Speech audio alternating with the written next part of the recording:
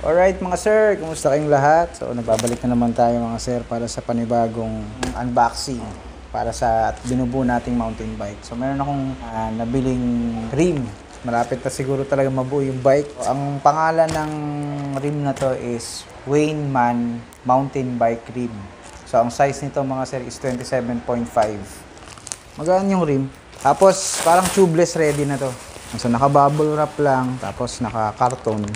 I hope hindi na deform yung kanyang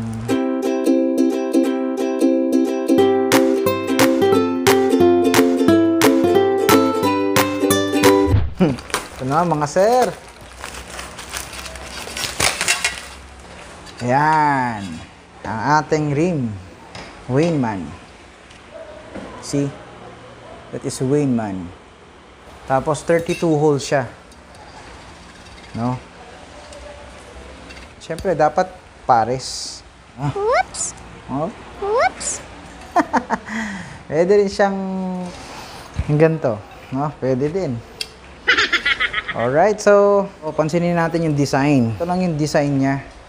Simple lang yung design. Meron na siyang sticker dito. Oh. Yung sticker lang siya dyan.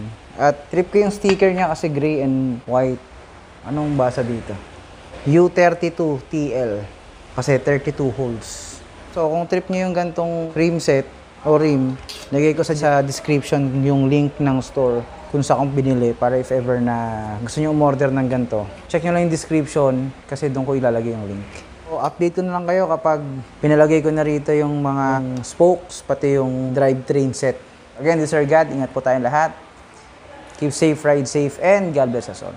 Bye-bye!